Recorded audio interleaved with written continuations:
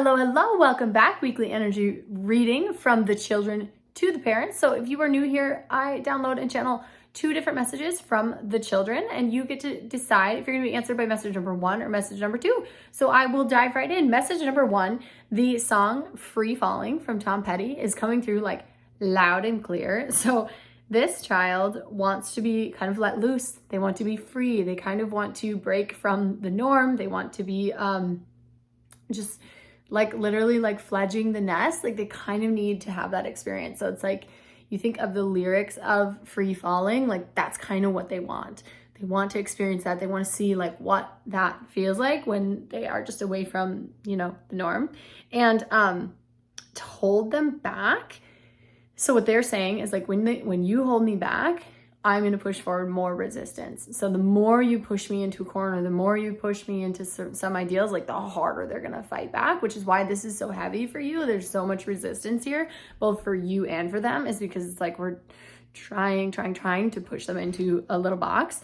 The firm boundaries. So I get that like we can't totally let our kids just like roam free and do everything that they desire to do. That's kind of why we're parents, right? We have to guide them and kind of curate safe places for them to do things. Inside of that, the firm boundaries. So the things that you're like a heck no to, they need explaining.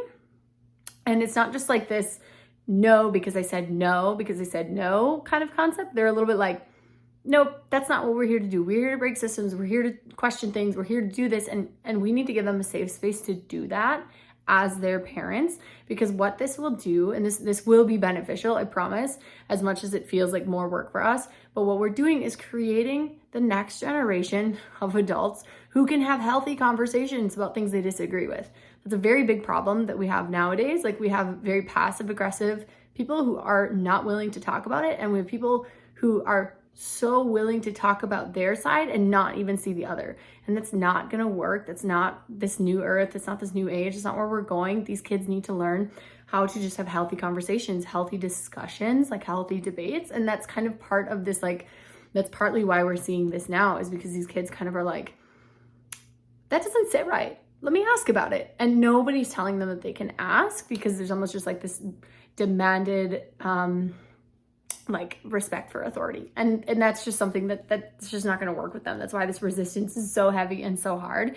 So inside that firm boundaries, let them have questions, let them question you, right? And this would be like the things that are like a heck no, you can't do these, but like, here's why. And so what's going to help you here and what's going to help them is to really paint the picture of being in each other's shoes. So you as a parent are going to be over there in like the kids' shoes.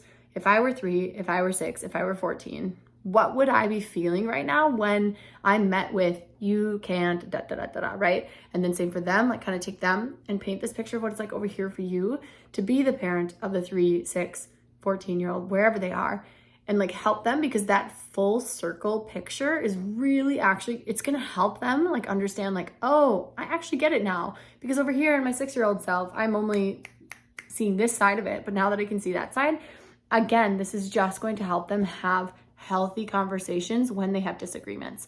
It's going to be really good, really nice for these kids to have it. And it's going to help you here, because kind of no matter what you do, they're going to resist you. I'm seeing like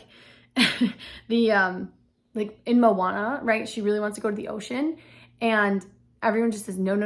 And her dad is super like mad and explosive when she talks about it. But if he were to just explain like, listen, I did it. It wasn't good. My friend died. She might have a better understanding than just like, you don't because we don't, right? Like it's that kind of conversation that we just get to craft with these kids.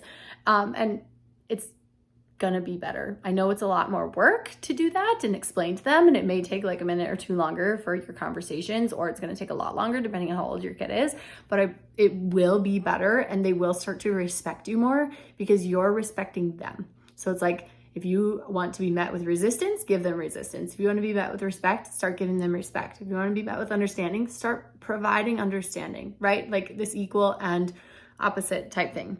Message number 2. So for this kiddo, what I'm seeing here is that there's something you're not telling them. So this could be like big family news, like something's going on in the family and you haven't quite shared that you know, XYZ relative is not feeling well. You haven't shared that you're moving. You haven't shared that, you know, the dog didn't run away, right? Like there's just this really big white elephant in the room, something that's going on. They can tell that something's up and they're like, people aren't being straight with me and it's pissing me off. Like they are mad about it. And so what we need to do here is, again, it's kind of like this level. So depending on their level of maturity is depending on how big of a story you're going to tell them. So, you know, if let's say it's the dog example, right? Like the dog got hit by a car. You probably aren't going to tell the 3-year-old that the dog was hit by a car, you rushed it to a room, it bled out to death. You're not going to give them all the gory details. You're just going to say, like, actually, Fluffy didn't run away. Fluffy is now in heaven, or Fluffy is no longer with us. Like, they died. Like, these kids, they're coming through with a lot more understanding than we probably had as children. And they need to know, they can tell that you're lying to them anyways. If it's a family relative, like, you don't have to scare them, so to speak, but be straight with them because they already think they're expecting the worst over here. And so when you provide the actual details, instead of just keeping yourself like content in your own withhold, they're going to have like understanding and they're going to be able to like come down to here. They're just a little anxious about it. They've got this worst case scenario. They literally think someone's dying. Maybe they are. And to be honest, that is going to help them like process the grief if this family member is no longer around. So I know that that's hard to hear and that's really hard. And it's even harder because you haven't quite come to a full circle realization of like what's happening. So like your own process is going on and that's okay, but loop them in on it. You are human. They are human. It is actually okay for them to see you in your mess, see you in your grief, see you in your, I don't know what's going on, but here's what I do know. Like be vulnerable and be raw and authentic with your children. They crave this withholding, dogmatic, like you're just a parent and so you're in charge of everything just because you are, like isn't going to work anymore with these kids. So that's my messages for you this week.